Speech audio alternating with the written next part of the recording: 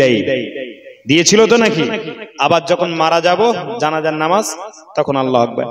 আমার সম্মানীয় ভাইরা, আল্লাহু আকবার। আল্লাহ বড়, আল্লাহ বড়, আল্লাহ মহান, আল্লাহ আমাদের মালিক, আল্লাহ আমাদের মালিক, আল্লাহ আমাদের প্রভু, আল্লাহ আমাদের ইলাহ, আল্লাহ আমাদের স্রষ্টা, আল্লাহ পাক আমাদের প্রভু। আল্লাহ ছাড়া কোনো উপায় নাই। মার খাচ্ছে तमाम পৃথিবীর মুসলিম উম্মাহ, तमाम পৃথিবীর মুসলমানরা। আমাদের হাতে সামরিক সৈন্য নেই, আমাদের হাতে কোনো অস্ত্র নেই, আমাদের হাতে অ্যাটম বোমা নাই, আমাদের হাতে AK-56 নেই, রাইফেল নেই, বোমা বারুদ নেই, আমাদের হাতে অন্য কিছু নেই। কিন্তু আমাদের উপরে আল্লাহু আকবার, আল্লাহু আকবারের জবানটা আছে না? একটু জোরে বলুন, একটু চিল্লায় বলুন আল্লাহু আকবার। তাকবীরের ধ্বনি দিয়ে সাহাবীরা বদরের যুদ্ধ জয় করেছিল, সাহাবীরা উহুদের যুদ্ধ, খন্দক, হুনাইন, সিফিন, কারবালার প্রান্তরে সাদা হুজুররা জয় করে নিয়েছিল। শুধু কি তাই, ভারতবর্ষের ভূস্বর্গ যার নাম হলো কাশ্মীর। কি নাম বললাম? কাশ্মীর। কাশ্মীর নাম শুনেছেন? পেহেলগাঁও বর্তমান যে সমস্যা দেখা গিয়েছে ওটা হলো ভারতবর্ষের মানুষদেরকে ডাইভার্ট করার জন্য। আমরা মুসলমান, আমরা জঙ্গিবাদকে পছন্দ করি না। মুসলমানরা জঙ্গিবাদকে পছন্দ করে না, কোরআন জঙ্গিদের পছন্দ করে না। ইসলাম ইজ নট রিজিয়াব বাট ইসলাম ইজ পিস। ইসলাম কোন সন্ত্রাসের নাম নয়, ইসলাম হলো শান্তি আর শান্তি, ইসলাম হলো সম্প্রীতি সম্প্রীতি, ইসলাম হলো ঐক্য ঐক্য, ইসলাম হলো সাহায্য, ইসলাম হলো तमाम পৃথিবীর মানবতার কল্যাণ। একটু চিল্লায় বলা যাবে কি সুবহানাল্লাহ? আর একটু জোরে বলা যাবে না সুবহানাল্লাহ? This is my challenge. কোরআন শরীফের 30টি পারা, 114টি সূরা, 6666 আয়াতে কারিমা, 540টির মতো রুকু আছে। আপনি দেখাতে পারবেন না কোরআনে কোথাও সন্ত্রাসের কথা বলা হয়েছে। এমন করে কোরআনে বলা হয়েছে ইচ্ছাকৃতভাবে যদি কোনো মানুষকে কেউ মার্ডার করে সে যেন तमाम পৃথিবীর মানুষদেরকে মার্ডার করলো। ইচ্ছাকৃতভাবে কোনো মানুষকে যদি সে মৃত্যুর হাত থেকে বাঁচিয়ে দেয় সে যেন तमाम পৃথিবীর মানুষদেরকে মৃত্যুর হাত থেকে বাঁচিয়ে দিল। একটু চিল্লায় বলা যাবে কি সুবহানাল্লাহ? আমার ভাইরা, তাহলে বলেন আমাদের আজকে সন্ত্রাস কেন তকমা দেওয়া হচ্ছে? কেন মুসলমানদের জঙ্গিবাদ বলা হচ্ছে? কেন মুসলমানদের টেররিজম বলা হচ্ছে? Islam is not terrorism but Islam is peace. ইসলাম কোন সন্ত্রাসের নাম নয়, ইসলাম হলো শান্তির নাম। আমার আল্লাহ কোরআন শরীফের মধ্যে ইরশাদ করেছে বিসমিল্লাহির রহমানির রহিম ইন্নাদ-দীনা ইনদাল্লাহিল ইসলাম। জোরে বলা যাবে কি সুবহানাল্লাহ? আর একটু চিল্লায় বলা যাবে কি সুবহানাল্লাহ? ইন্নাদ-দীনা ইনদাল্লাহিল ইসলাম। আল্লাহ বললেন ইসলাম হলো আমার কাছে মনোনীত, ইসলাম হলো আমার কাছে পছন্দনীয়।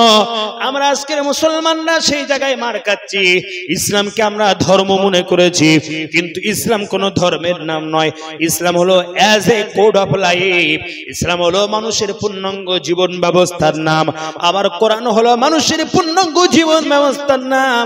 তিবিয়ান লিকুল্লি শাই। কোরআনে কিনে কোরআন শরীফের আল্লাহ পাক রব্বুল আলামিন সমস্ত নীতিমালাগুলো ভরপুর ভরপুর ভরপুর ভাবে ইরশাদ করে দিয়েছে। জোরে বলুন আল্লাহু আকবার। আর একটু জোরে বলা যাবে না আল্লাহু আকবার? আমার ভাইরা বন্ধুরা, আজকে আমরা সেই কোরআনকে ভুলতে চলেছি, আজকে সেই নবীজির সুন্নাহকে ভুলতে চলেছি, নবীজির জীবন আদর্শ বলতে চলেছি। আবার নবীজি যে জীবন আদর্শ পৃথিবীর মানুষদের কাছে বাস্তবায়ন করেছিল, আজকের বর্তমান যুগে মানুষেরা মার খাচ্ছে, মানুষেরা পথ চলতে গিয়ে হোঁচট খাচ্ছে, মানুষের উপর জুলুমবাজি হচ্ছে, মুসলমানদের উপর অত্যাচার হচ্ছে, মুসলমানদের উপর নিপীড়ন উড়াল চাপিয়ে দেওয়া হচ্ছে।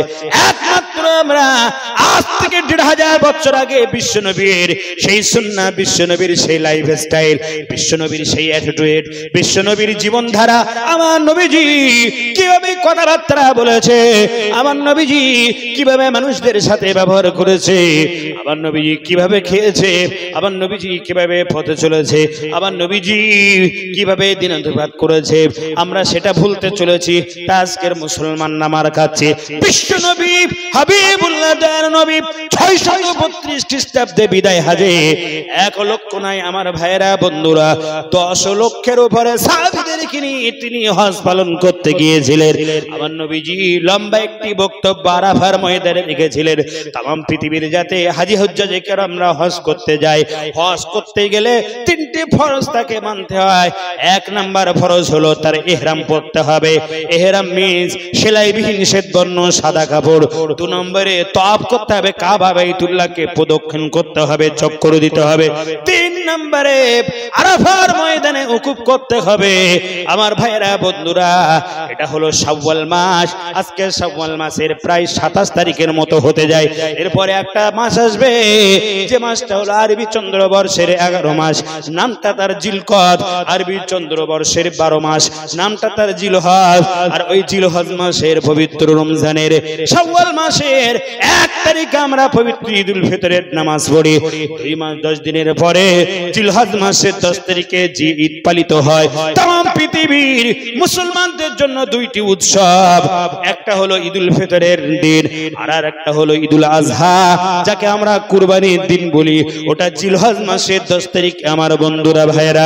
ওই জিলহজ মাসের 10 তারিখের আগের দিনে যেটা নীল জিলহজ মাসের 9 তারিখ, জিলহজ মাসের 9 তারিখে तमाम পৃথিবীর আমেরিকা বলুন আর সুইজারল্যান্ড বলুন আর লন্ডন বলুন আর জার্মান বলুন আর ফ্রান্স বলুন আর রাশিয়া বলুন আর তিবিয়ান বলুন, সৌদি বলুন আর তাজিকিস্তান, উজবেকিস্তান, সামারকিস্তান, পাকিস্তান, মায়ানমার, ভুটান, বাংলাদেশ, এমন করে পৃথিবীর বুকে যত হাজী হুজ্জাজে কেরামরা যাবে আরাফার ময়দানে 9 জিলহজ একত্রিত হতে হবে। আরাফার ময়দানটা আল্লাহ এত নিয়ামত রেখেছে। আমাদের বাবার নাম হলো আদম শাফিউল্লাহ। तमाम পৃথিবীর যত মানুষ পৃথিবীতে এসেছে, ইহুদি বলুন আর নাসারা বলুন, হিন্দু বলুন আর খ্রিস্টান বলুন, জৈন বলুন আর পারসি বলুন, মুসলিম বলুন আর যে ধর্মের মানুষ বলুন না কেন, সব হলাম আমরা আদমের সন্তান। আদম নবী হলেন আমাদের বাবা আর মা হাওয়া হলেন আমাদের আম্মা জান। আদম নবী আর মা হাওয়াকে আল্লাহ জান্নাত থেকে বিতাড়িত করলেন। আদমকে আল্লাহ শ্রীলঙ্কায় ফেললেন আর মা হাওয়াকে জেদ্দায় ফেললেন। 350 বছর ধরে ঘোরাঘুরি করতে লাগলো। একবার পাকিস্তানের কিনারায়, একবার তাজিকিস্তানের কিনারায়, একবার আফগানিস্তানের কিনারায়, একবার সৌদি আরব, একবার ভুটান, ব্রাজিল থেকে শুরু করে আমেরিকার বিভিন্ন ভূপ্রান্তরে আমাদের বাবা আদম শাফিউল্লাহ তিনিও ঘুরতে লাগলেন, আম্মা জান মা হাওয়াও ঘুরতে লাগলেন। কেউ কাউকে চিনতে পাচ্ছেন না, দেখতে পাচ্ছেন না। অবশেষে আমার আল্লাহ পাক রব্বুল আলামিন আমাদের আব্বা জান আবুল বাশার হযরত আদম শাফিউল্লাহকে মা হাওয়াকে আল্লাহ পাক যে জায়গায় একত্রিত করেছিলেন পৃথিবীর অন্য কোনো জায়গা নয়। ওই জায়গাটা হলো আরাফার ময়দান। যে দেশে আমার নবী জন্মগ্রহণ করেছিলেন ওই দেশটির নাম মক্কাতুল মুকাররমা। মক্কাতুল মুকাররমা থেকে 8.5 কিলোমিটারের পথ, যেখানে মিনা, মুজদালিফা এবং জামরা তার দিকে যেতে হয়। ওই দিকটার নাম হলো আরাফার ময়দান। আরবিতে আররাফা ইয়ারিফু তারিফা মানে পছন্দ করা বা চিহ্নিত করা। এমন করে বিশ্ব নবী, প্রিয় নবী সাল্লাল্লাহু আলাইহি ওয়াসাল্লাম ওই আরাফার ময়দানে বিদায় হজে তিনি লম্বা বক্তব্য রেখেছিলেন। আমার বন্ধুরা, যে কথা বলতে বলতে এত দূর চলে আসলাম, ওই আরাফার ময়দানে 9 জিলহজ तमाम পৃথিবীর হাজী হুজ্জাজে কিরামদের উপস্থিত হতে হবে। এই উপস্থিতি হলো হজ একটা আরকানে ফরজ। যদি কোনো হাজী হুজ্জাজে কিরাম 9 জিলহজ আরাফার ময়দানে হাজির না হয়, ওর হজটা আল্লাহ বাতিল করে দেবে। 9 জিলহজে হাজী হুজ্জাজে কিরামরা যদি আরাফার ময়দানে যদি হাজির না হয়, হজটা বাতিল করে দেওয়া হবে। এই হজ মুসলিম উম্মার জন্য আল্লাহ ফরজ করে দিয়েছে। পারা নাম্বার 3 সূরার নাম আল ইমরান 89-97 আয়াত আল্লাহ বললেন, ফি আয়াতুম বাইয়িনাতুম মাকাম ইব্রাহিম ওয়া মান দাখালাহু কানা আমিনা ওয়ালিল্লাহি আলান নাসি হজ্জুল বাইতি মান ইসতাতা ইলাইহি সাবিলা ওয়া মান কাফারা ফাইন্নাল্লাহা গনিয়্যুন আনিল আলামিন। ব্যাখ্যা বিশ্লেষণ তাফসীর করলে বক্তৃতা অনেক লম্বা হবে। এই হজকে আল্লাহ পৃথিবীর জন্য, মানুষদের জন্য ফরজ করেছে। যাদের টাকা পয়সা আছে, যাদের আওকাত আছে, তাদেরকে সাহেবে নেসাব বলা হয়। এই সাহেবে নেসাব তারা যারা কিনা যাদের জন্য হজ ফরজ। ইসলামের মূল স্তম্ভ হলো 5টি। বুনিয়াল ইসলাম আলা 50 শাহাদাতু আল্লা ইলাহা ইল্লাল্লাহ ওয়া আন্না মুহাম্মাদান সাল্লাল্লাহু তাআলা আলাইহি ওয়াসাল্লাম আবদুহু ওয়া রাসূলুহু ওয়া ইকামিস সালাহ ওয়া ইতাইজ যাকাত ওয়াল হাজ্জু বাইতুল্লাহ ওয়া সাওমু রমাদান মুত্তাফাকুন আলাইহি। ইমাম বুখারী ইমাম মুসলিম এই হাদিসটা আয়াত করেছেন হযরত আব্দুল্লাহ ইবনে ওমর থেকে বর্ণিত। হযরত আব্দুল্লাহ ইবনে ওমর বলছেন ইসলামের বুনিয়াদ, ইসলামের ফাউন্ডেশন হলো মূল পাঁচটি। একটি হলো কালেমায়ে শাহাদা লা ইলাহা ইল্লাল্লাহ, আল্লাহকে আল্লাহ বলে স্বীকার করতে হবে। আর বিশ্বনবী প্রিয় নবী সরকারে দো আলম শাফিউল মুজনামিন রাহমাতাল লিল আলামিন, সর্বযুগের সর্বকালের সর্বশ্রেষ্ঠ মহামানব বিশ্বনবী, তাকে নেতা বলে মানতে হবে। এটা হলো আরকানে 1 নাম্বার। 2 নাম্বার হলো as-সালাত, নামাজ আদায় করতে হবে। 3 নাম্বার হলো রমজান, রমজানুল মুবারক মাসে রোজা রাখতে হবে। এই তিনটি জিনিস तमाम পৃথিবীর মুসলিমদের জন্য আমভাবে আর খাসভাবে হলো একটা হলো যাকাত। আর 5 নাম্বার হলো হজ্জ বাইতুল্লাহ, টাকা হলে যাকাত দিতে হবে, টাকা হলে হজ করতে হবে। ইসলাম কারোর উপর জোর করে কোনো জিনিস চাপিয়ে দেয় না, মুসলমানদের উপর কোনো জিনিস জোর করে চাপিয়ে দেয় না, আল্লাহ এটা পছন্দ করে না। যাকাত সবার উপর জোর করে আল্লাহ চাপিয়ে দেননি, হজ আল্লাহ সবার উপর জোর করে চাপিয়ে দেননি। ইসলামের এই 5টা স্তম্ভ ফাউন্ডেশন, মূল ভিত্তি আমভাবে হলো 3টে, খাসভাবে 2টো। তাই টাকা হলে হজ করতে যেতে হবে। আল্লাহর নবীজি বিশ্বনবী 1500 বছর আগে বলেছেন কোন মুসলমানের যদি টাকা হয় হজ করতে না যায় তার মৃত্যুটা ইহুদি এবং নাসারার মতো হবে। আমি বিশ্বনবী প্রিয় নবী, আমার কোনো যায় আসে না। ইসলামের 5টা মূল স্তম্ভের মধ্যে আমভাবে হলো 3টি। গরিব মানুষ বড় লোক সবার করতে হবে, ধনী গরিব আমির ফকির রাজা বাদশা মন্ত্রী মহোদয় সবাইকে করতে হবে। আমভাবে 3টে। আল্লাহকে স্বীকার করতে হবে, নবী মুহাম্মদ রাসূলুল্লাহ সর্বযুগের সর্বকালের শ্রেষ্ঠ মহামানব, আল্লাহর একজন প্রেরিত পয়গম্বর এবং আল্লাহর বান্দা, সেটা স্বীকার করতে হবে মুখে এবং অন্তরে। Up and down, internal and external, by heart স্বীকার করতে হবে। 2 নম্বরে ওয়া ইকামিস সালাহ, নামাজ আদায় করতে হবে। মুয়াজ্জিন আজান দিয়েছে, আগে নামাজ পড়ুন।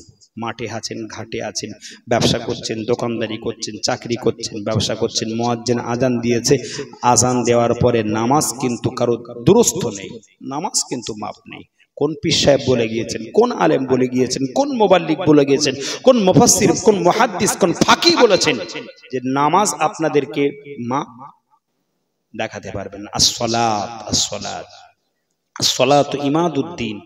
ইসলামের খুঁটি হলো নামাজ, তারপরই হলো রোজা, রোজা করে এসছে আমাদের। যাকাত ও হজ এটা হলো খাস ভাবে যাদের আওকাত আছে, টাকা পয়সা আছে। তো হাজি হুজ্জাজে কেরামরা সেই কোথায় যে আরাফার ময়দানে হজ করতে, তাদের 9 জিলহজ একত্রিত হতে হবে। বিশ্বনবী প্রিয় নবী সাল্লাল্লাহু আলাইহি ওয়াসাল্লাম 9 জিলহজ আরাফার ময়দানে 10 লক্ষের অধিক সাহাবীদেরকে সাথে করে নিয়ে তিনি লম্বা বক্তব্য রেখেছিলেন। সেই বক্তব্য অধীর আগ্রহের সঙ্গে আসহাব রিদওয়ানুল্লাহি তাআলা আলাইহিম আজমাইন শুনেছিলেন এবং তারা অক্ষরে অক্ষরে পালন করেছিলেন।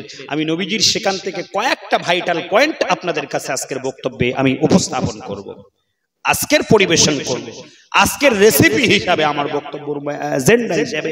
বিশ্বনবী তিনি বিদায় হজে গিয়ে মুসলিম উম্মাহের জন্য না, গোটা বিশ্বের মানুষের জন্য তিনি শান্তি স্থাপনের জন্য কিছু মূল বক্তব্য, কিছু এজেন্ডা, কিছু ল, কিছু সংবিধান, কিছু কনস্টিটিউশন, কিছু ল এন্ড অর্ডার, কিছু প্রসিডিউর তিনি রচনা করেছিলেন। গোটা বিশ্বের মানুষ যদি বিশ্বনবী সরকারে দো আলম প্রফেট জগৎগুরু মুহাম্মদ রাসূলুল্লাহ সাল্লাল্লাহু আলাইহি ওয়াসাল্লামের সেই ওমিও বাণী,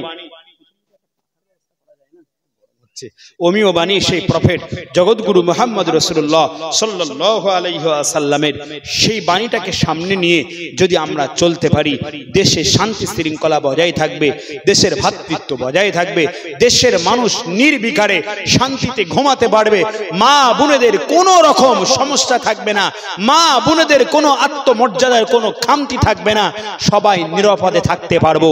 চাষিরা তারা তাদের ফসলের ন্যায্য দামগুলো পাবে, ব্যবসায়ীরা তাদের উৎপাদিত সমস্ত ব্যবসার তার সমস্ত মানে ব্যবসার ক্রেতা বিক্রেতার সমস্ত কাজগুলো সঠিকভাবে পাবে, ন্যায্য জিনিসগুলো মানুষ বুঝে পাবে।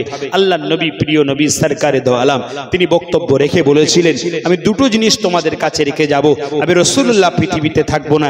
একটা হলো মা তারাকতুম ফি আমরাইনি, আমি ছেড়ে যাব দুটো জিনিস, তোমরা এটা পালন করবে, তার আদেশ।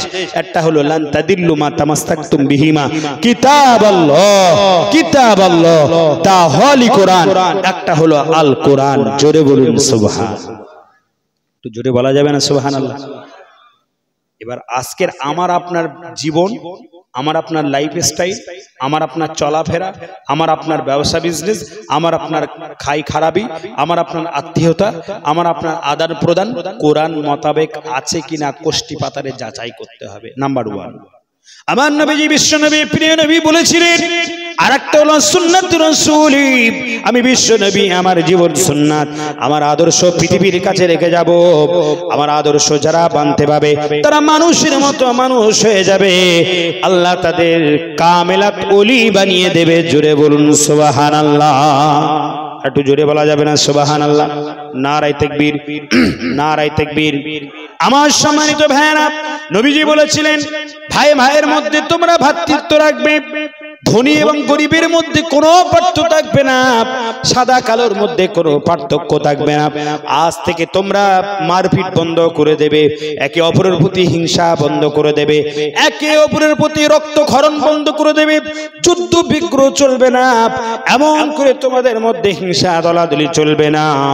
বড়দেরকে তোমরা সম্মান রেসপেক্ট করবে, ছোটদেরকে স্নেহ করবে।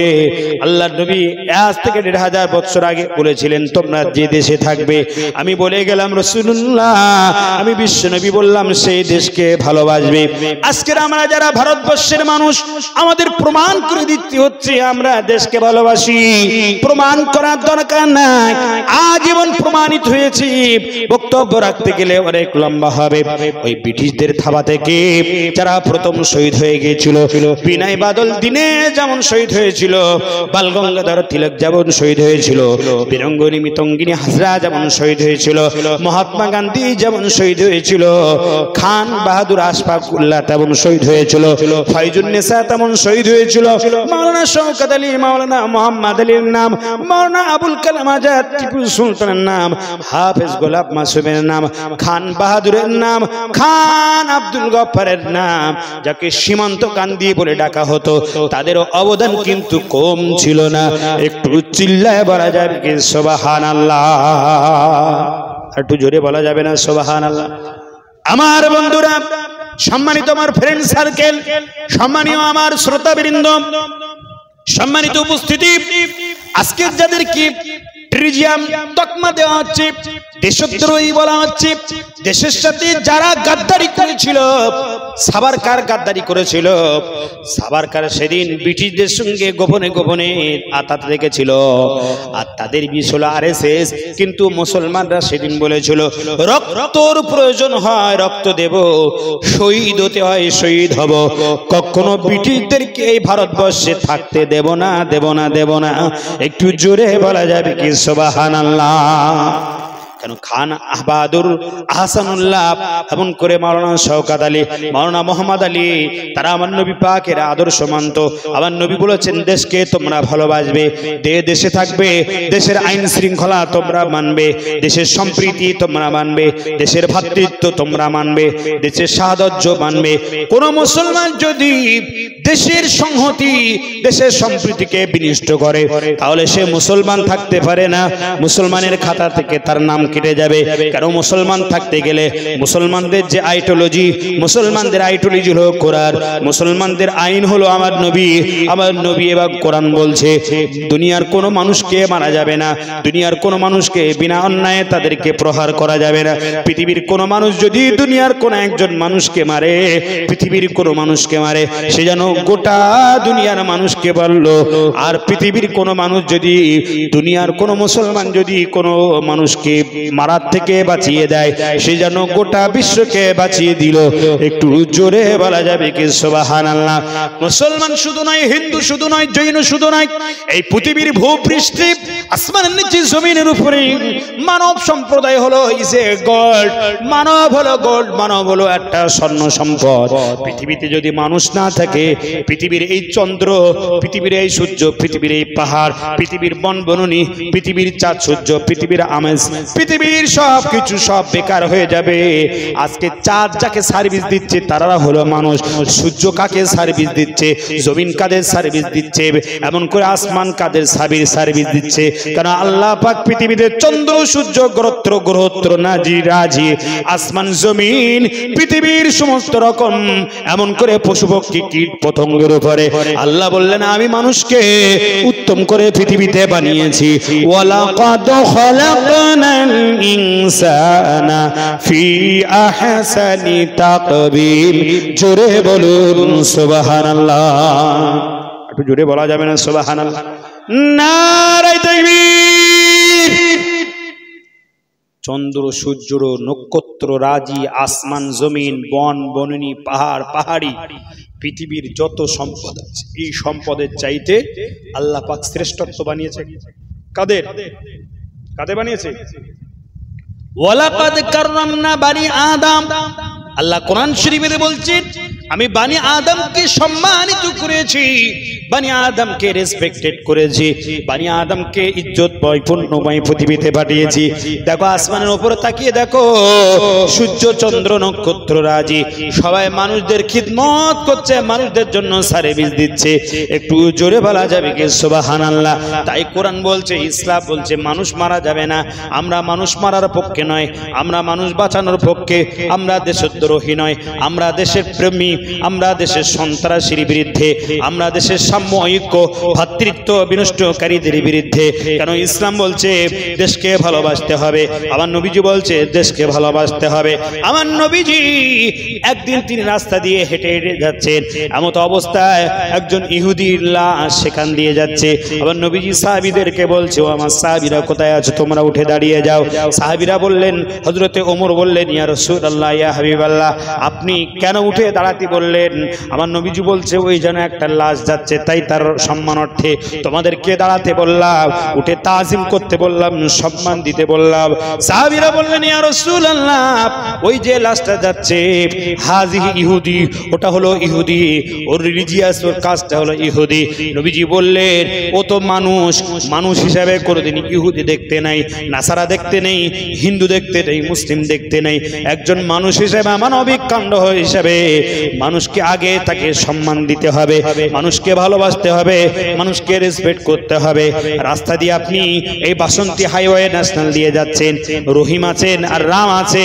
রাম যদি পড়ে যায় অ্যাক্সিডেন্ট করে, রহিমের রক্ত দিয়ে রামের বাঁচাতে হবে। আর রাম যদি রহিম যদি অ্যাক্সিডেন্ট করে, আর রহিমের রামের রক্ত দিয়ে রহিমকে বাঁচাতে হবে। কারণ রামের রক্ত লাল, রহিমের রক্ত লাল। মানুষকে আপনি রক্ত কাটান, সায়েন্স বলছে রক্ত তিনটে ভাগ আছে, লোহিত কণিকা, শ্বেত কণিকা এবং অনুচক কণিকা। আপনি সলিমউদ্দিন, কলিমউদ্দিন, আব্দুল্লাহ, জব্বার, ফাত্তার, আমাদের মুসলিম যত মানুষ আছে এদের রক্তগুলো যদি আপনি বার করেন, ওই তিনটে এমন করে অনুদান থাকবে, লোহিত কণিকা, শ্বেত কণিকা, অনুচক কণিকা। আর চ্যাটার্জি, ব্যানার্জি, রাম, শ্যাম আর দাস বলুন না কেন, বিভিন্ন তাদের গোত্র আছে, বিভিন্ন তাদের শ্রেণীভেদ আছে, তাদের এমন করে বিভিন্ন রকম ভাবে তাদের মধ্যে বর্ণ বৈষম্য আছে, তাদের মধ্যে সেই সমস্ত উঁচু হোক আর নিচু হোক, তাদেরগুলো এমন করে শরীর কেটে গেলে তাদের রক্ত লাল হয়। তাই মানুষের মধ্যে মানুষকে ভ্রাতৃত্ব বজায় রাখতে হবে। আমরা যে কাশ্মীরে যে ঘটনা ঘটলো, এই ঘটনার পরে গোটা বিশ্বের মানুষেরা কোরআন মানে, মুসলিম না কোরআন মানে। নবীজির যারা ভালোবাসেন মহব্বত করেন তারা কোরআন মানেন, যারা নবীজির আদর্শ চলেন তারা হাদিস মানেন।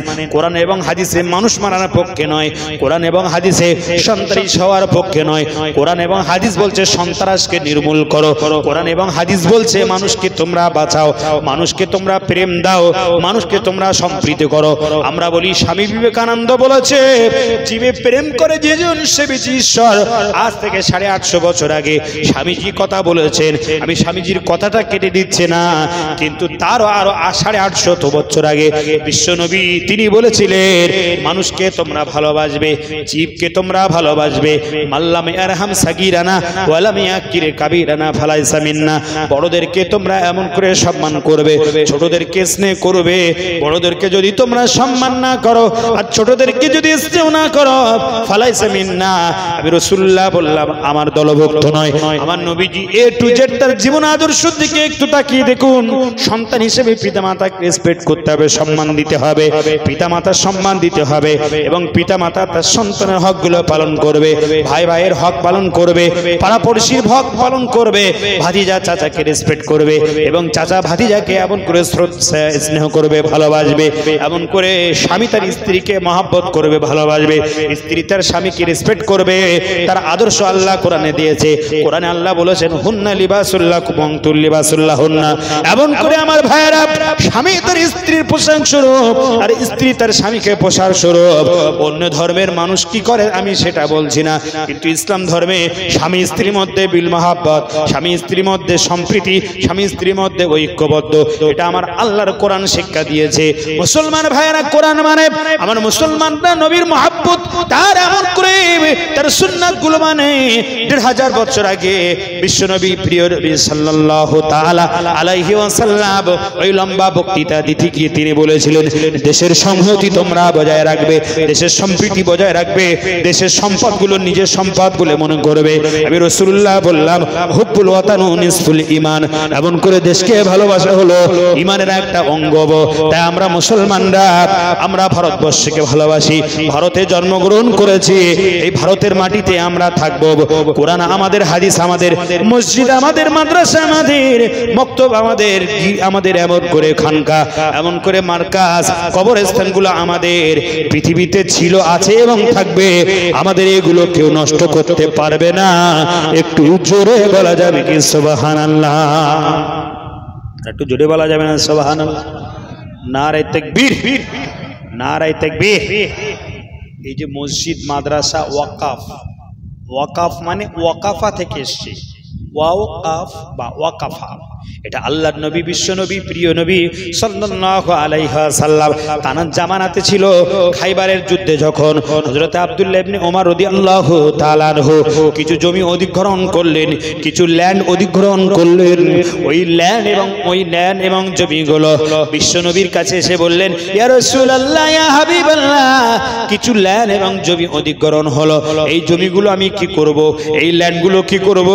আমার নবীজি বললেন ওমর, ওই জমিগুলো ওখান থেকে যা উন্নতি হবে, ওখান থেকে যা উন্নয়ন হবে, ওখান থেকে টাকা পয়সা, ওখান থেকে হিরে দৌলত যা কিছু সঞ্চয় হবে, মানুষের কল্যাণের জন্য ওটা কাজে লাগানো হবে, মানুষের কল্যাণের জন্য কাজে লাগানো হবে, দাতব্য চিকিৎসালয় হবে, স্বাস্থ্য, বস্ত্র, অন্ন, বাসস্থানের জন্য কাজে লাগানো হবে।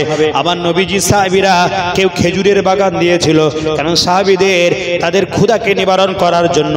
আমার নবীজির একজন বিখ্যাত সাহাবী, নাম তার আবু তালহা, তার একটি বিখ্যাত কূপ ছিল বিরহা নামক কূপ।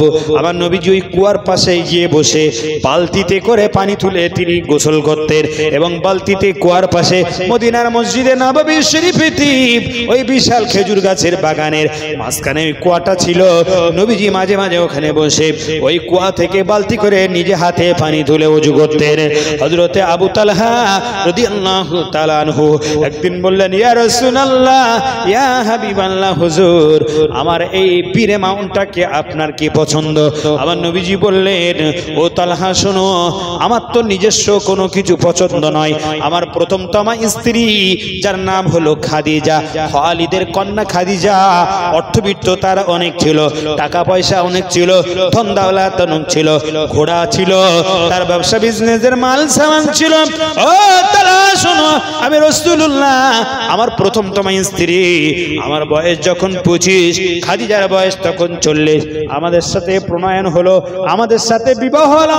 আমরা যখন বিবাহ বন্ধনে আবদ্ধ হলাম, খালিদের কন্যা তাহেরা পবিত্রা আমার প্রথমতমা সঙ্গিনী মা খাদিজাতুল কুবরা রাদিয়াল্লাহু তাআলা আনহা আমার নবীজি বিশ্ব নবীজির কাছে এসে বললেন ইয়া রাসূলুল্লাহ ইয়া হাবিবাল্লাহ আমি খালিদের কন্যা খাদিজা আমার ব্যবসা বিজনেসের জন্য আল্লাহ পাক আমার অনেক টাকা পয়সা ধন দৌলত হিরে দানা দিয়েছে অনেক আমার জহরাত দিয়েছে ইয়া রাসূলুল্লাহ ইয়া হাবিবাল্লাহ আমি খাদিজাতুল কুবরা আমার টাকা পয়সা আমার ধন দৌলত আমার অর্থবিত্ত আমার কোনো কিছুর প্রয়োজন নয় ইয়া রাসূলুল্লাহ যেদিন আপনার হাতে হাত দিয়ে ইসলাম ধর্ম গ্রহণ করলাম বিশ্ব নবীর হাতে হাত দিয়ে যিনি প্রথম ইসলাম ধর্ম গ্রহণ করলেন এখন পৃথিবীতে 850 কোটির মতো মানুষ বসবাস করে এই 850 কোটির মতো মানুষের মধ্যে প্রায় 50-50 কাছে চলে যেতে লাগলো মুসলমানের সংখ্যা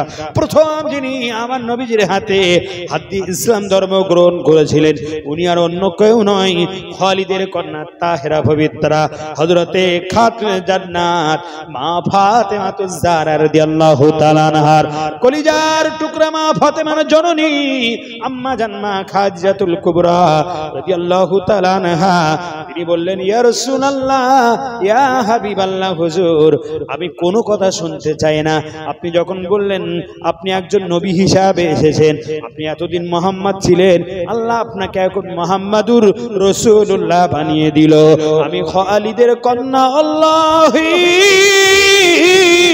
আল্লাহকে সাক্ষ্য দিয়ে আমি আপনার হাতে হাত দিয়ে ইসলাম ধর্ম গ্রহণ করে দিলাম একটু জোরে বলা যাবে কি সুবহানাল্লাহ আমার মায়ের জাতকে রেসপেক্ট করবেন সম্মান জানাবেন কেন প্রথম যিনি ইসলাম ধর্ম গ্রহণ করেছিলেন উনি কোনো পুরুষ ছিলেন না উনি ছিলেন মহিলা মা খাদিজা আবার ইসলামের জন্য প্রথম যিনি শহীদ হয়েছিলেন প্রাণ দিয়েছিলেন নাম তার সুমাইয়া রাদিয়াল্লাহু তাআলা আনহা প্রথম দিকে আমার নবীজির হাতে হাত দিয়ে কয়েকজন এমন করে মুসলমান তারা ইসলাম ধর্ম গ্রহণ করেছে আবার নবীর হাতে হাত দিয়ে কলেমা পড়ে নিয়েছে একজনের নাম কদাকার কুৎসিত হাবশী বেলাল তার উপর অকাত্তিত নির্যাতন করা হয়েছে কদাকার কুৎসিত হাবশী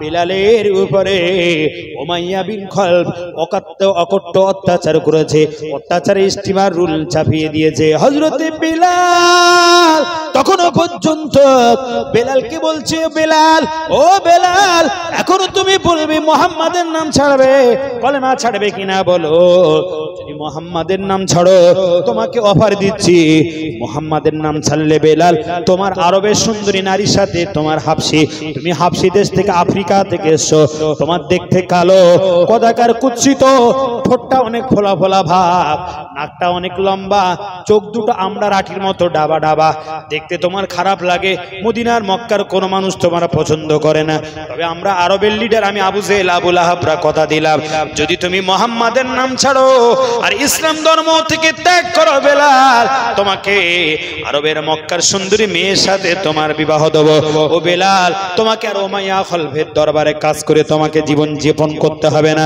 জীবিকা নির্বাহ করতে হবে না একবার মুহাম্মাদের নাম ছেড়ে দাও ইসলাম ধর্ম ত্যাগ করো একবার ইসলাম ধর্ম ত্যাগ করে দেখো তোমাকে নতুন একটা অট্টালিকা বাড়ি বানিয়ে দেব এমন করে উমাইয়া খলফের বাড়িতে দাসত্ব করতে হবে না বেলাল তোমাকে স্বাধীন করে দেব তোমাকে মুক্ত করে দেব আমার নবীজির রাতে প্রথম দেখি লুকিয়ে লুকিয়ে রাতের অন্ধকারে যে প্রথম কয়েকজন সাহাবীরা আমার নবীজির হাতে হাতে ইসলাম ধর্ম গ্রহণ করেছিলেন ওই আফ্রিকা থেকে আসে কদাকার কুৎসিত বেলাল তিনি সেদিন বলেছিলেন আবু জেহেলের দলেরা আবু লাহাবের দলেরা উমাইয়া বিন খলফের দলেরা আমি বেলাল আমাকে যত তোমরা নির্যাতন দাও দাও আমার উপরে কষ্ট দাও দাও আমার উপরে কষ্টের স্টিমার রুলাল চাপিয়ে দাও আমি বেলাল আমার শরীরে এক ফোঁটা রক্ত বিন্দু থাকতি আমি যতক্ষণ না পর্যন্ত আমি শ্বাস নিঃশ্বাস নেব আমি বেলাল কথা দিলাম যে নবীর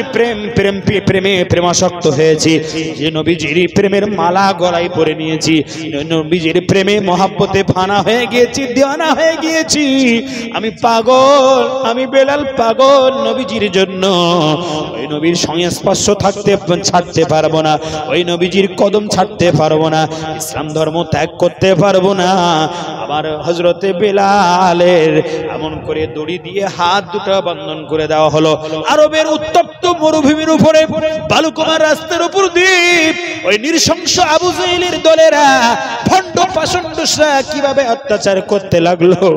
আমার বন্ধুরা, ইমানের তাকত কত ছিল আমি সেটা বোঝানোর জন্য হযরতে বেলালের কথা আপনাদের কাছে রাখলাম। আজকে তো আমাদের ইমানটা কচু পাতার উপরে মতো টলবাল করছে। কচু পাতা দেখবেন বর্ষাকালে কচু পাতার উপরে যদি পানি পড়ে টলবাল টলবাল করে, এমন করে পাতা পানি ধারণ করতে রাখতে পারে না। আমরা তেমন হয়েছি, ইমানটা আমাদের টলবাল করছে, গিরগিটি মার্কা হয়েছে। রাতে একরকম, দিনে একরকম, এমন করে রাস্তাঘাটে একরকম, বাড়ি একরকম, ভিতরে একরকম, বাইরে একরকম, ওপেন সাইডে একরকম, আউট সাইডে একরকম। কিন্তু আমার নবীজির সাহাবীরা ওপেন যেমন ছিল আউটসাইড তেমন ছিল, ভিতরে বাইরে এক ছিল। তাদের চরিত্র ছিল ফুটন্ত গোলাপের পাপড়ির নয় সাদা, এমন করে কাপড়ের ন্যায় কোনো দাগ তাতে লাগতে দেয়নি। একটু জোরে বলা যাবে কি সুবহানাল্লাহ, আর একটু চিল্লায়ে বলা যাবে কি সুবহানাল্লাহ। নারে তাকবীর, নারে তাকবীর। সম্মানিত মুহতারাম সামিরিন, সম্মানিত উপস্থিতিরা, আমার বিশ্ব নবী প্রিয় নবীর প্রথম দিকের সেই সাহাবী কদাকার কুচ্ছিত যুবক, ইয়াং জেনারেশন যুবক, ইমানের গলা কেমন মালায় পরে নিলেন, হাত দুটো তার বন্ধন করে দেওয়া হলো। ওই বালুর উপর দিয়ে বেলালকে যখন টেনে হিচড়ে নিয়ে যাওয়া হচ্ছে, হযরতে বেলাল রাদিয়াল্লাহু তাআলা আনহুর চামড়া মোবারক ছিঁড়ে গিয়ে রক্তর ফিনকিরে দিতে লাগলো। চামড়ার উপরে এত রক্ত পড়তে লাগলো, হযরতে বেলাল কদাকার কুৎসিত হাবশী বেলালকে এবার ওই মরুভূমি উপত্যকার উপরে শুইয়ে রাখা হলো। সেখান থেকে কিছু লবণ আনা হলো। লবণ, ওই লবণ কাটা ঘায়ের নুনের ছেটার মতো, যেখানে যেখানে কাটা হয়ে গিয়েছে, যেখানে যেখানে ছিঁড়ে গিয়েছে, রক্ত বার করছে, লবণ লাগিয়ে দেওয়া হলো। বেলালের উপরে চাবুক মারা হলো, লোহার জিঞ্জির দিয়ে বেলাকে চামড়াগুলো পুড়িয়ে দেওয়া হলো। বেলালকে বলছে, বেলাল একবার তুমি মুহাম্মাদের নাম ছাড়ো, তাহলে দেখবে তোমার আবার সব আগের মতো সব ফিরে পাবে। বেলাল সম্মানিত হবে। হযরতে বেলাল বললেন, যে নবীজির প্রেমের মালা একবারে গলায় পরে নিয়েছি, একেবারে জীবনের শেষ থাকা পর্যন্ত, শরীরে এক ফোঁটা রক্ত বিন্দু থাকা পর্যন্ত ইসলাম ধর্ম ত্যাগ করব না, নবীর মহব্বত ত্যাগ করব না। একটু জোরে বলা যাবে কি সুবহানাল্লাহ, আর একটু জোরে বলা যাবে কি সুবহানাল্লাহ। এমত অবস্থায় আমার বন্ধুরা, ভাইয়েরা, আমার সম্মানিত চাচাজিগণেরা, হযরতে বেলালকে এত অত্যাচার করতে লাগলো, বেলালের একেবারে দম ফুরিয়ে যাবার মতো। বেলাল তখন প্রত্যেকটা শ্বাস নিঃশ্বাসের মধ্য দিয়ে বেলালের জবানের মোবারক থেকে আহাদ আহাদ আহাদ আহাদ এই শব্দ উচ্চারণ হচ্ছে। এমত অবস্থায় আবু বকর সিদ্দিক রাদিয়াল্লাহু তাআলা আনহু, আমার নবীজির প্রথম সাহাবী, যিনি আমার নবীজি বিশ্বনবী মক্কা থেকে মদিনায় হিজরত কালের সাথে নবীজির বিশ্বনবীর এমন করে সাইয়্যিদ ইসলামিক পিরিয়ডের প্রথম খলিফা হযরতে আবু বকর সিদ্দিক রাদিয়াল্লাহু তাআলা আনহু দূর থেকে দেখতে পেলেন আবু বকর আর থাকতে পারলেন না। আবু বকর দূর থেকে চলে আসলেন। হে উমাইয়া খালফের গোলামের বাচ্চারা, এমন করে হাবশী কদাকার কুৎসিত বেলালকে তোমরা একটু অত্যাচার থামাবে কিনা বলো, বেলালকে ছেড়ে দেবে কিনা বলো। বেলালকে ছাড়তে হবে, বেলালকে ছাড়তে হবে। বলে বেলালকে ছাড়া যাবে না, কারণ ও এমনি খলফের বাড়ি দাসত্ব করছে, ওর বাবাও ছিল গোলাম, গোলামের বেটা গোলাম। যতক্ষণ না পর্যন্ত আমাদের ঋণ মুক্ত না হবে, ততক্ষণ পর্যন্ত কোকে এখান থেকে ছাড়া যাবে না, দাস মুক্ত করা যাবে না। সম্মানিত মুহতারাম সামিরিন, সেই সময়তে হযরতে সাইয়্যিদনা আবু বকর, আমার নবীজির বন্ধু, আমার নবীজির জামাতা, আমার নবীজির একনিষ্ঠ বন্ধু সাহাবী, ইসলামিক পিরিয়ডের প্রথম খলিফা আবু বকর বললেন, কত টাকা তোমাদের লাগবে, কত দিরহাম তোমাদের দিতে হবে? এক কথা বলল, 100 দিরহাম দিতে হবে। আমার নবীজির সাহাবী হযরতে আবু বকর বললেন, 100 দিরহাম কেন, যদি 1000 দিরহাম দেওয়া লাগে আমার নবীজির সাহাবী হযরতে বেলালকে মুক্ত করার জন্য আমি আবু বকর রাজি। জোরে বলা যাবে কি সুবহানাল্লাহ, আর একটু চিল্লায় বলা যাবে কি, আর একটু জোরে আওয়াজ দিয়ে বলা যাবে না? আমার বন্ধুরা, সেই সময় আবু বকর এমন করে বেলালকে মুক্ত করে দিলেন।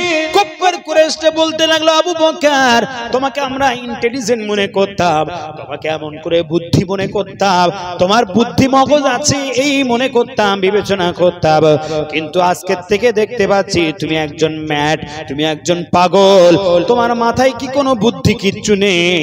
এই বেলালের দাম মাত্র 10 দিরহাম হতে পারে, আর 100 দিরহাম বললাম, কোনো বাইট করলে না, এমন করে কোন রকম দরদার করলেন না, দর কষাকষি করলেন না, এক কথা 100 দিরহাম দিয়ে দিলে নবীজির ইসলামিক পিরিয়ডের প্রথম খলিফা হযরত আবু বকর সিদ্দিক রাদিয়াল্লাহু তাআলা আনহু সেই সময়তে বললেন, আমার ভাইয়েরা বন্ধুরা, আমার নবীজির জন্য আমি আবু বকর আমার ঘর বাড়ি বিষয় সম্পত্তি যা কিছু আছে আমি ঈমানকে পুক্ত করার জন্য, ঈমানকে স্ট্রং করার জন্য, ঈমানের বলিয়ান হবার জন্য আমি নবীজির প্রেমের মালা গলায় পরে নিয়েছি, আমি নবীজির জন্য সব কিছু করে দিতে রাজি। জোরে বলা যাবে কি সুবহানাল্লাহ? আর একটু চিল্লায়ে বলুন সুবহানাল্লাহ। আমার ভাইয়েরা বন্ধুরা, যে কথা বলছিলাম, হযরত আবু তালহা বলছে, ইয়া রাসূলুল্লাহ আমার এই কূপটাকে আপনার পছন্দ, এই বিরহা নামক কূপটাকে আপনি নেবেন। নবীজি বলল, না না আমি এটা নেব না। খাদিজার এত বিষয় সম্পত্তি ছিল, খাদিজা ইসলামিক পিরিয়ডের প্রথম এমন করে ইসলাম ধর্ম গ্রহণ করলেন।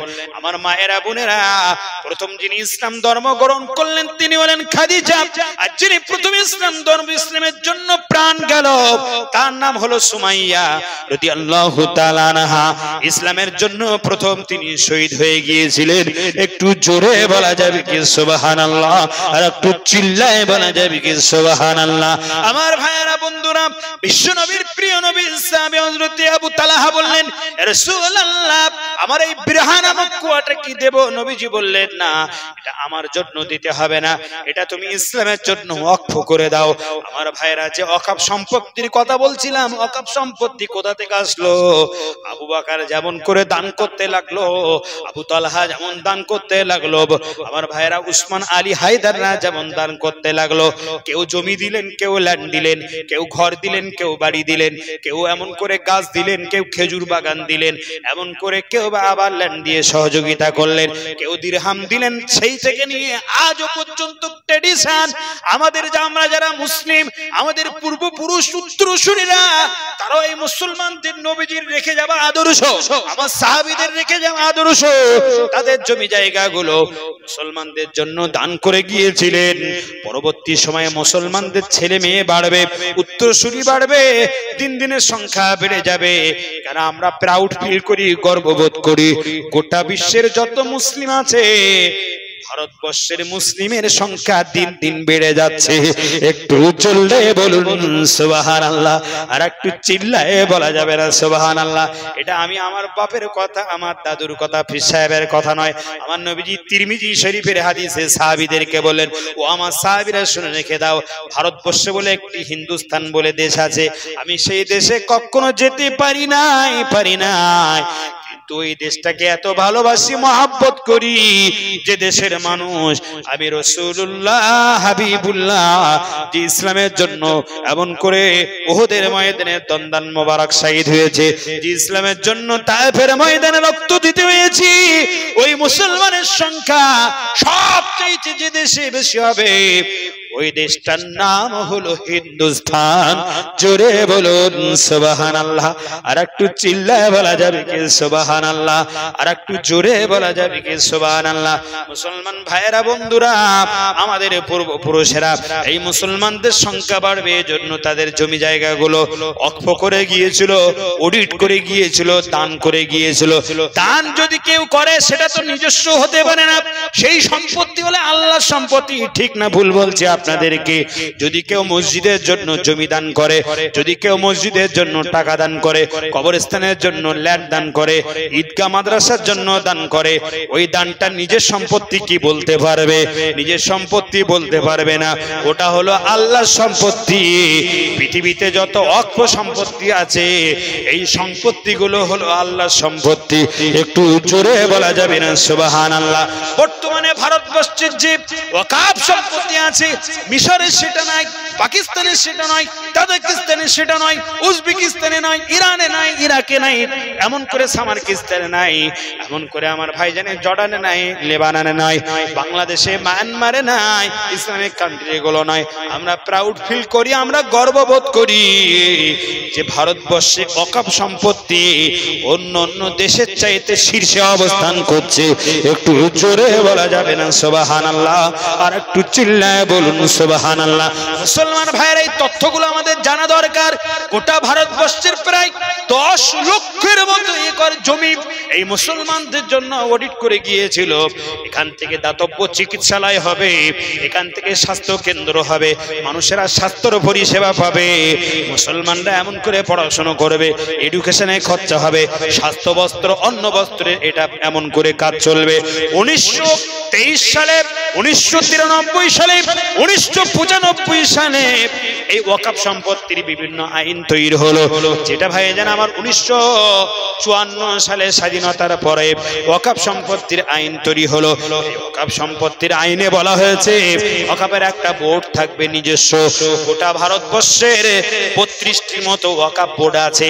এই ওয়াকফ বোর্ড নিজস্ব আইনে মুসলমানদের যারা জমি জায়গা এমন করে অডিট করে গিয়েছে, ওয়াকফ করে দিয়েছে, এদের দেখভাল করার দায়িত্ব হলো তাদের। একটু জোরে বলা যাবে না সুবহানাল্লাহ? নারে তাকবীর, নারে তাকবীর।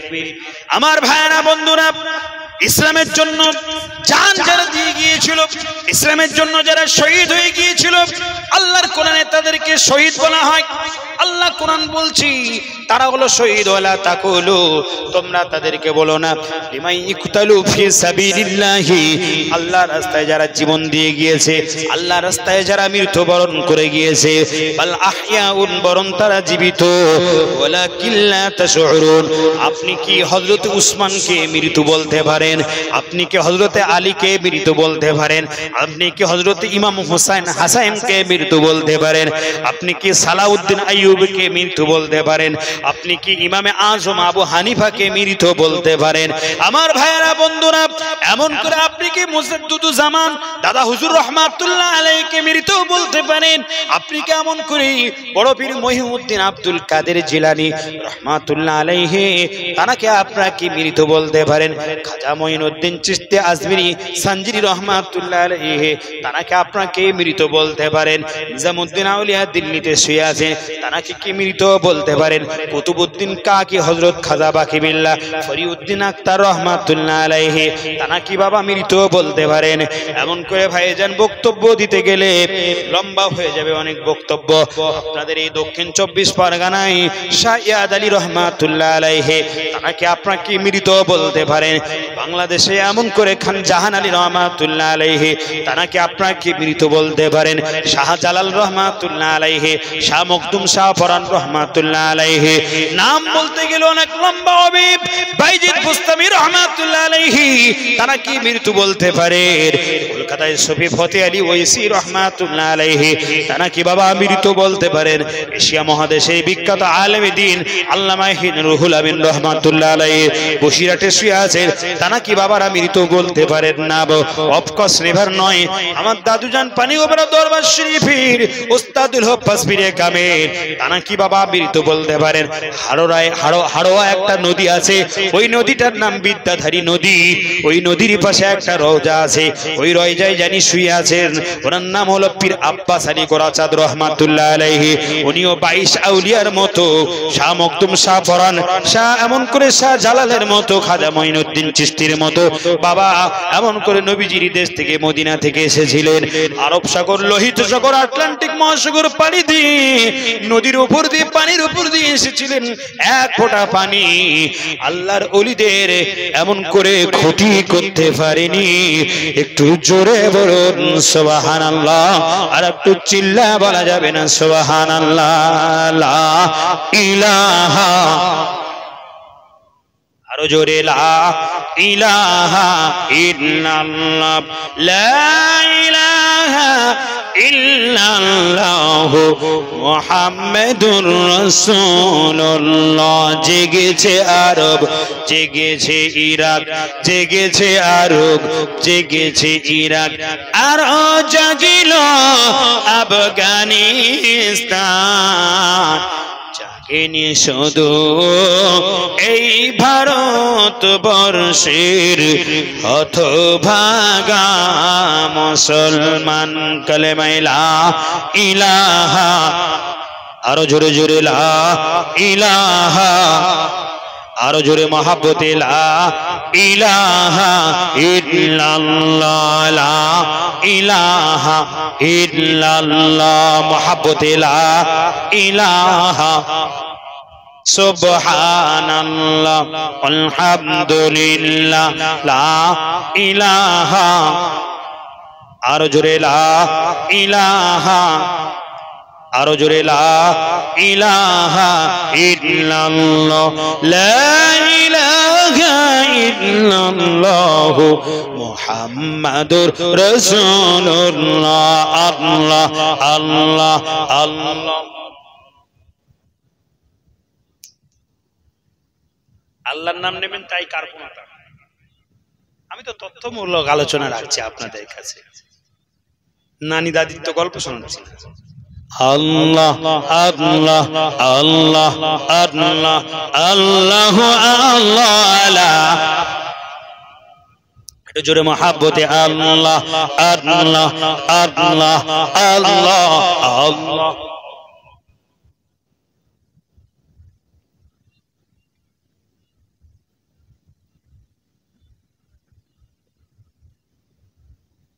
আমার নবীজির মহাব্বতে আল্লাহ পাক নবীজিকে যারা প্রেম করেছে, মহাব্বত করেছেন, ভালোবেসেছেন, মহান আল্লাহ সুবহানাহু ওয়া তাআলা তাদেরকে ওলি হিসেবে সাব্যস্ত করেছেন।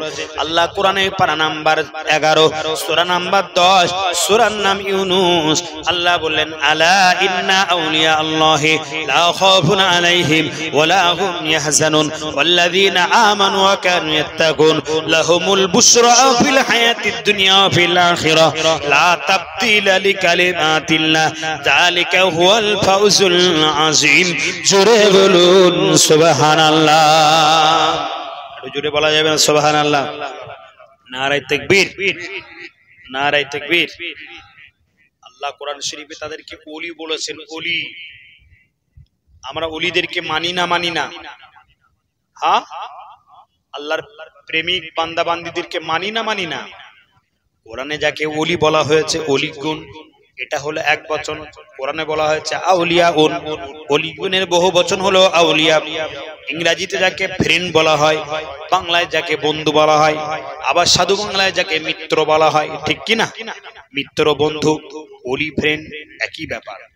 আল্লাহ তাদের কোরআনে ওলি বলেছেন, হে পৃথিবীর মানুষ তোমরা সাবধান থেকে যাও, নিশ্চয়ই করে আলা ইন্না আউলিয়া আল্লাহ, আমার বন্ধুগণদের লা খাউফুন, তাদের কোনো ভয় নাই, ওয়ালা হুম ইয়াহজানুন, তাদের কোনো দুশ্চিন্তা নয়, আল্লাযীনা আমানু ওয়া কানু ইয়াত্তাকুন, কেন তারা আল্লাহর পরহেজগারিতায় শীর্ষ অবলম্বন করেছে, তাকওয়া পরহেজগারিতার শীর্ষ অবলম্বন করেছে।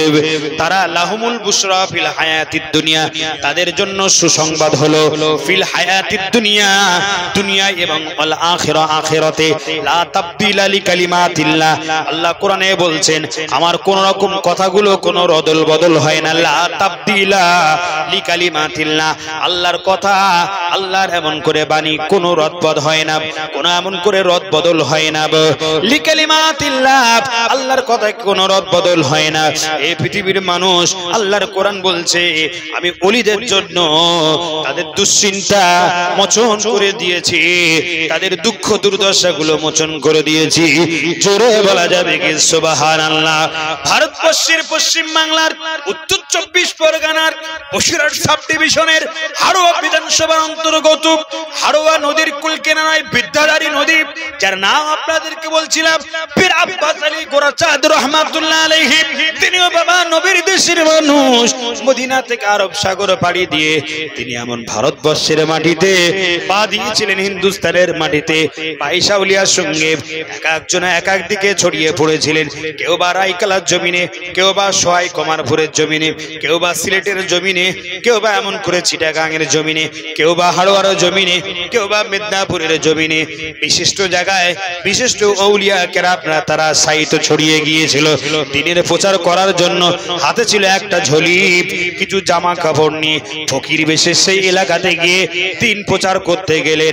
আমার বন্ধুরা, ভাইয়েরা, সম্মানিত উপস্থিতি, পীর আব্বাচারী যাকে আমরা গোরাচাঁদ রহমাতুল্লাহ আলাইহি বলি, পীর আব্বাচারী গোরাচাঁদ রহমাতুল্লাহ আলাইহি 11 এবং 12 ফাল্গুন সেখানে ঔরাস তৈরি করে, পারুই তৈরি করে। আমরা শিরক বেদাতের বিপক্ষে, আমরা শিরকের পক্ষ নয়। আল্লাহ কোরআন শরীফে বলেছে, লা তুশরিক বিল্লাহ, তোমরা আল্লাহর সাথে কাউকে শিরক করো না। ইন্নাশ শিরকা লা যুলমুন আযীম, শিরক করা হলো আমি আল্লাহ আমার সঙ্গে অত্যাচার করা। আমি আল্লাহর বান্দাদের জন্য সব গুনাহকে আমি ক্ষমা করে দেব, শিরকের গুনাহকে ক্ষমা করে দেব না। আল্লাহর ওলিরা তারা ওলি, কিন্তু তারা হলেন সৃষ্টি আর আল্লাহ হলেন স্রষ্টা। সৃষ্টির সঙ্গে সৃষ্টিকে ডিভাইডেড করতে হবে। সৃষ্টি হলাম আমরা আর আল্লাহ হলেন স্রষ্টা। পৃথিবীতে যত পয়গম্বর এসেছে, নবী রাসূল এসেছে, পীর আউলিয়া গৌস কুতুব নাকিব নাজিব নাসিব আবদাল, পৃথিবীর জমিন থেকে আদম নবী থেকে নিয়ে আত্তলা পূর্ব মুহূর্ত পর্যন্ত টিলডে নাও আজ পর্যন্ত যত বান্দা বান্দি এসেছে, আমরা হলাম সৃষ্টি আর আল্লাহ হলেন স্রষ্টা। জোরে বলা যাবে না সুবহানাল্লাহ। আল্লাহ বান্দাদেরকে সৃষ্টি করেছেন, তাই পীর আব্বাস আলী গোরাচাঁদ তিনি হলেন সৃষ্টিকুল আর আল্লাহ হলেন স্রষ্টা। আল্লাহ পীর আব্বাস আলী গোরাচাঁদ রহমাতুল্লাহ আলাইহিকে সৃষ্টি করেছেন, তাই তার কবরে গিয়ে শিরক করা যাবে না, তার তাই কবরে গিয়ে বিদআত করা যাবে না, কবরে এমন করে চাদর চড়ানো যাবে না, ফুল দেওয়া যাবে না, এমন করে আগরবাতি জ্বালানো যাবে না, আর বলা যাবে না হে পীর আব্বাস আলী मेरे को मदद कर दीजिए, हे ख्वाजा माइनुद्दीन चिश्ती मेरे को मदद कर दीजिए, हमारा सब आसन को दूर कर दीजिए। এটা হলো নাজায়েজ হারাম, এটা বলা যাবে না। পীর আব্বাস আলী গোরাচাঁদ রহমাতুল্লাহ আলাইহি এবং খ্বাজা মাইনুদ্দীন চিশতি রহমাতুল্লাহ আলাইহি ভালো কাজের ওসিলাতে দিয়ে আল্লাহ দোয়া করতে বলেছেন, ওয়াবতাগু ইলাইহিল ওসিলা, ভালো মানুষদের ওসিলা দিয়ে তাদের রেফারেন্স দিয়ে তোমরা দোয়া চাও, তাদের রেফারেন্স উদ্ধৃতি দিয়ে দোয়া চাইতে হবে। আল্লাহ আমি গুনাহগার, আমার দোয়া কবুল না হইতে পারে, আপনার একজন মাসুম একটা খাঁটি বান্দা যাকে আপনি ওলি হিসাবে পছন্দ করেছে, আল্লাহ সেই ওলির দরবারে এসে আপনার দরবারে দুটো হাত তুলে দোয়া চাই, আল্লাহ ওলির ওসিলাতে আমার দোয়াটা আপনি কবুল করে নিন। জোরে বলুন সুবহানাল্লাহ। এরকম ভাবে দোয়া চাইতে হবে, শিরক বেদাত করা যাবে না। পীর আব্বাস আলী গোরাচাঁদ রহমাতুল্লাহ আলাইহি ওই যে হাড়োয়া বিদ্যাধারী কুলকেনারা নদীর পাশে প্রত্যেক বছরে 11-12 ফাল্গুন কত শিরক হয়। আমরা শিরকের বিপক্ষে। ওনার পাওয়ার আছে, আল্লাহ দেওয়ার পাওয়ার, ওনার ম্যাগনেট আছে, আল্লাহ দেওয়ার ম্যাগনেট, ওনার সুপ্রিম পাওয়ার আছে, সেটা আল্লাহ প্রদত্ত, প্রভু প্রদত্ত। কারণ আল্লাহর ওলিরা যে কথা বলে আল্লাহ এবং নবীজির পক্ষ থেকে বলে, নিজের থেকে কিছু বলেন না। আল্লাহ কোরআনে যেটা বলেছেন, নবীজির সুন্নাতে যেটা বলেছেন সেটাই বলেন, মন গড়া কথা বলে না। আমার ভাইয়েরা, বন্ধুরা, ভুল থাকতে পারে, মানুষ হিসেবে ভুল, কুল্লু বনি আদম খাত্তাউন, প্রত্যেক বনি আদমের ভুল হয়। আমার বন্ধুরা, ভাই জেনেরা, ওই হাড়োয়ার কুলকেনারা নদীর ধারে সেই সময়তে একটা রাজা ছিল, রাজার নাম হলো চন্দ্রকেতু বাবা। এখনো পর্যন্ত বেড়া চাপে তার গড়ে, তার সেই বাড়িটা আজও পর্যন্ত নিদর্শন স্বরূপ আল্লাহ রেখে দিয়েছে। একটু জোরে বলা যাবে না সুবহানাল্লাহ, আর একটু চিল্লায় বলা যাবে না সুবহানাল্লাহ। নারে তাকবীর, নারে তাকবীর। ফকির বেশে একটা ঝোলা নিয়ে তিনি এবং দিন ইসলাম প্রচার করছেন। দিন দিনে ফকিরের হাতে হাত দিয়ে মানুষেরা ইসলাম ধর্ম গ্রহণ করছে, দিন মেনে নিচ্ছেন, ইসলামকে মেনে নিচ্ছেন, মুত্তাকি পরেজগার হয়ে যাচ্ছেন। দিন দিন সংখ্যা বাড়তে থাকতে লাগলো। সে সময় রাজা চন্দ্রকেতু বলে, ফকির, লোক লস্কর পাঠিয়ে দিলেন, রাজ দরবার থেকে মন্ত্রীবর্গ পাঠিয়ে দিলেন, সৈন্য সামন্ত পাঠিয়ে দিলেন, যা ওই বেটা ফকিরকে ধরে নেয়। রাস্তাঘাটে ঝামেলা করে, যেখানে সেখানে ফকিরকে দেখে মানুষ ভিড় জমে যায়। ফকিরের গলায় কি মধুর স্বর আছে জানি না। ফকির একটা, আমরা 2-10টা কথা বলি, রাজত্ব চালাই, এমন করে নেতৃত্ব দেই, আমাদের কথা তো মানুষ শোনে না। কেন নেতা মন্ত্রীরা সামনে একটা কথা বলে আর পিছনে একটা, ঠিক কিনা? আমি সবার দোষ ত্রুটি দেব না, এরকম ব্যামো এদের আসে না নাই? ওদের ওপেন একটা আর ডাউন একটা, ভেতরে একটা এবং বাইরে একটা, তাদের কথাগুলো এরকম রদ বদল হয়। আমি সব নেতা নেত্রীর কথা বলবো না। আবার নবীজি ছিলেন নেতা, he is the leader, he is the leader. আমার নবীজি কেমন লিডার ছিলেন? লিডার দিগের যিনি শ্রেষ্ঠ সম্রাট ছিলেন তিনি হলেন সাইয়্যিদুল মুরসালিন, শাফিউল মুজলামিন, রাহমাতাল লিল আলামিন। আর তার জীবন আদর্শ যারা মেনে নিয়েছে, আল্লাহ তাদেরকে এক এক জায়গায় লিডার বানিয়ে দিয়েছে। আল্লাহর ওলিরা হলেন এক এক জায়গায় লিডার। তারা যা কিছু কথা বলে আল্লাহর উদ্দেশ্যে বলে। কেন? আল্লাহ নবী বললেন, মান আহাব্বা লিল্লাহি, যে ব্যক্তি আমার ভালোবাসলো, আবগাদা লিল্লাহি, আমার জন্য যে ব্যক্তি বিদ্বেষ পোষণ করলো, ওয়া আতালিল্লাহি, আমার জন্য যে ব্যক্তি যা কিছু প্রদান করলো, ওমানা লিল্লাহি, আমি আল্লাহর নবী বলে গেলাম। বিশ্ব নবী, প্রিয় নবী বললেন, আল্লাহর জন্য কোনো কিছু রেখে দিল, সে হলো প্রকৃতপক্ষে ঈমানদার। একটু জোরে বলা যাবে না সুবহানাল্লাহ? আল্লাহর ওলিরা নিজের জন্য কিছু করতেন না, যা কিছু করতেন আল্লাহর জন্য করতেন। আল্লাহর মহান ওলি রাজা পিতরাজা এমন করে চন্দ্রকেতুর কাছে যেতে কোনো উনি দ্বিধাবোধ করলেন না। উনি বললেন, আমি রাজার কাছে রাজপ্রাসাদে রাজ দরবারে যাব, আমাকে তোমরা নিয়ে যাবার ব্যবস্থা করো। ফকির সেখানে গেল, বলল, বাবা ফকির, তোমার মুখে কি জাদু আছে? তোমার কথা একবার বললে মানুষ শোনে, আমরা 10 বার বললেও আমাদের কথা কর্ণ গোহার করে না। তুমি যেটা বলছো মানুষের কি আকর্ষণ হচ্ছে, মানুষ তোমার কাছে ভিড় জমিয়ে দিচ্ছে, তুমি যেখানেই থাকো সেখানে মানুষ যাচ্ছে। এটা হলো আল্লাহর ওলিদের ম্যাগনেটফুল পাওয়ার, সুপ্রিম পাওয়ার। সেই সময়তে পীর আব্বাস আলী গোরাচাঁদ বলেছিল, এ রাজা চন্দ্রকেতু শুনে রেখে দাও, এ সম্রাট শুনে রেখে দাও, আব্বাস আলী ফকির, আমি যে ফকিরিত্ব করছি এটা আমার নিজস্ব মন মস্তিষ্ক নয়, এটা হলো আল্লাহ প্রদত্ত। আল্লাহ পাক যেভাবে বলে আব্বাস আলী সেইভাবে চলে। একটু জোরে বলুন না, আর একটু চিল্লেই বলুন। অনেক যুদ্ধ হলো পীর আব্বাস আলী গোরাচাঁদের সাথে, যুদ্ধ সামান্তে হেরে গেলেন রাজা চন্দ্রকেতু। শেষ বেশে যখন বশ্যতা স্বীকার করতে হবে, আব্বাস আলী গোরাচাঁদের হাতটা বেঁধে রেখে দিয়েছে, পা দুটো বন্ধন করে রেখে খুঁটির সঙ্গে বলছে, এ ফকির, তোর এত জাদুবিদ্যা যখন আছিস তুই বল, আমার এই রাজপ্রাসাদের সামনে একটা লোহার বেড়া আছে, এই লোহার বেড়ার উপরে যদি চাপা ফুল ফোটাতে পারো, যদি চাপা ফুল ফোটাতে পারো, তাহলে ও হে ফকির সাহেব, তোমার নেতৃত্ব মেনে নেব, তোমার ইসলাম ধর্ম আমি গ্রহণ করব। আর আমার এই রাজ দরবারে যত লোক লস্কর আছে, রাজপ্রাসাদের আমার এমন করে স্ত্রী পরিবার বর্গ যারা আছে, মন্ত্রী মহোদয় যারা আছে, রাজ দরবারে বৈরাগী যারা আছে, তারা সবাই আমার সাথে তোমার হাতে হাত দিয়ে তোমার আল্লাহকে মেনে নেবে, তোমার নবীকে মেনে নেবে। পীর আব্বাস আলী গোরাচাঁদ রাহমাতুল্লাহ আলাইহি, এই আমার ছেলেরা, এই বাবারা, আল্লাহর মহান ওলিরা, আল্লাহর পক্ষ থেকে সবকিছু বলতে দুটো লম্বা সেজদা দিয়ে আল্লাহর কাছে দোয়া চাইলেন। রব্বুল আলামিন, আল্লাহ, আমি আব্বাস আলী নবীর দেশের মানুষ, আপনি জানেন আমি এখানে দ্বীন ইসলাম প্রচার করতে এসেছি, আমার উপরে এত অত্যাচার করতে লাগলো, এমন করে রাজা চন্দ্রকেতু আমার উপরে একেবারে নিপীড়ন করতে লাগলো। অবশেষে ওই বেড়ার চাপার উপরে ফুল ফুটাতে হবে, এটা কি সম্ভব? আপনি যদি আমার এমন মান সম্মান ইজ্জতটাকে আপনি বাঁচিয়ে দেন, আমার প্রেস্টিজটাকে আপনি বাঁচিয়ে দেন। আল্লাহ পাক সুবহানাহু ওয়া তাআলা বললেন, এ Abbas Ali, wait and see, wait করে এবং দেখতে থাক, আমি আল্লাহ পাক রব্বুল আলামিন, আমি যখন যা ইচ্ছা তাই করতে পারি। আল্লাহর কোরআনে একটি সূরা এসেছে, সূরাটির নাম হলো সূরা ইয়াসিন। 22 পারার একেবারে শেষ দিক থেকে 23 পারার প্রথম 1, 2, 3 পৃষ্ঠা পর্যন্ত এই সূরা ইয়াসিনের শেষের দিকে একটি আয়াত এসেছে, বিসমিল্লাহির রহমানির রহিম, ইযা আরাদা শাইয়ান আইয়াকুলা লাহু কুন ফায়াকুন।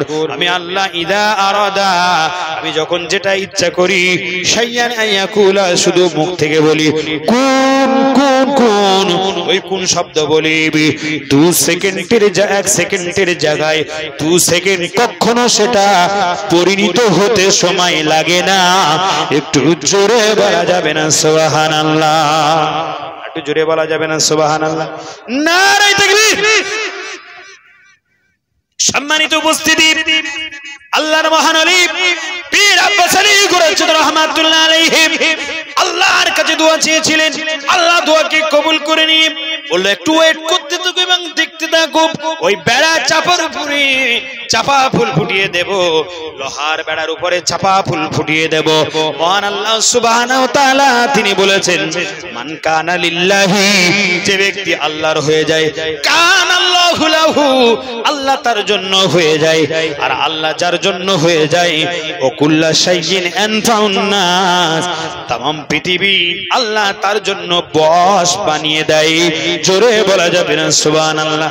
হাওয়া তার জন্য বশ বানিয়ে দেয়, পানি তার জন্য বশ বানিয়ে দেয়, আগুন তার জন্য বশ বানিয়ে দেওয়া হয়, বাঘের জন্য বশ বানিয়ে দেয়। আমার ভাইরা বন্ধুরা, মুজাদ্দিদুজ্জামান দাদা হুজুর রহমাতুল্লাহ আলাইহি, মুশিরার আল্লামা রুহুল আমিন রহমাতুল্লাহ আলাইহিকে সাথে করে নিয়ে বাংলাদেশে বাবা কালীগঞ্জের একেবারে শেষ দিকে, যেটা জঙ্গল এরিয়া, যেটাকে এমন করে সুন্দরবন এলাকা বলা হয়, আপনাদের দক্ষিণ 24 পরগনা গোসাবা ওই দিক থেকে সুন্দরবন এলাকা যেমন আছে, ওখানে বাংলাদেশেও সুন্দরবন এলাকা আছে। দাদা হুজুর অবিভক্ত বাংলা, আমার ভাইয়েরা পূর্ব পাকিস্তান যার নাম ছিল ভারতবর্ষ, মার্কিন বা ট্রেনে আল্লামা রুহুল আমিন রহমাতুল্লাহ আলাইহিকে সাথে করে নিয়ে গিয়েছেন বাংলাদেশে ওয়াজ মাহফিল করতে গিয়ে সুন্দরবন এলাকাতে চলে গেল।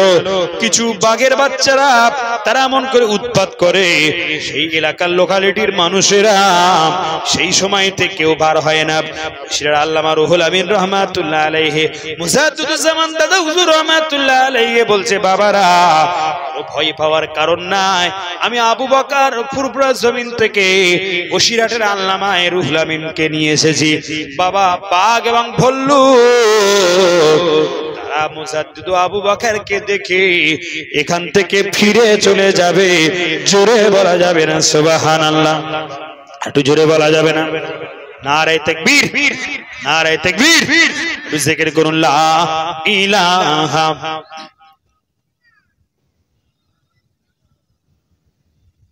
নারে তাকবীর, নারে তাকবীর।